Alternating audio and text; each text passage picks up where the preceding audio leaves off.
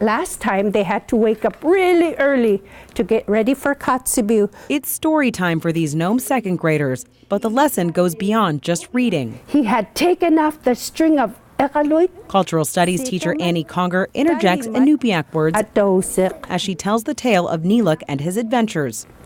String, which hung around his neck. Annie grew up speaking Inupiaq at home. Her students only know English, so she's proud to teach them the words of her ancestors. It's very important because our language is dying here in the Bering Straits region, and so for our kids to pick up Inupiaq, the kids will remember.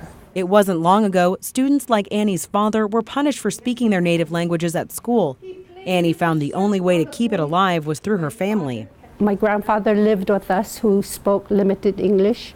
Nome elementary students not only have the chance to learn the language in class, they also get to hear it from fluent speakers as well. As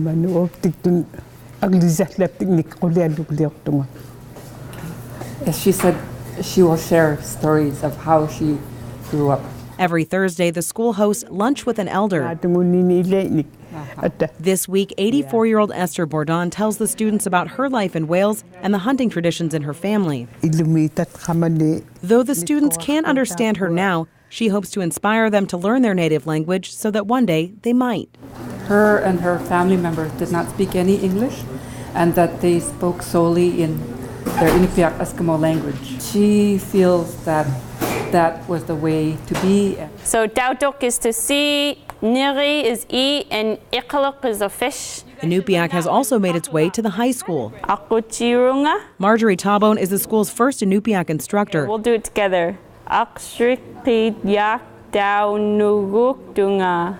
And knows how hard it can be to teach the guttural language. So you have to exercise your throat muscles, because in the English language we don't use some of the sounds that we use in Inupiaq. But it's such a beautiful language. It's not just about getting students to properly pronounce the words, it's getting them to understand the deeper meaning behind them. You can't really teach just the language, you have to teach the history, you have to teach the ancestry, you have to teach the understandings and the beliefs and the philosophies with it, because some words don't make any sense unless you explain the background. The high school class is an elective, so students here have the drive and desire to carry on their native ways. So we just want to bring it back so we know our history and our culture.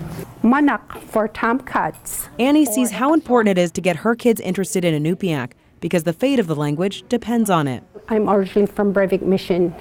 We have just 6 elders left who can speak our language fluently, and so that scares me. Each word the kids learn very good brings them one step closer to reviving the language, one that's been a part of them for thousands of years. Heather Hinsey, KTVA 11 News. Normally when I read a story,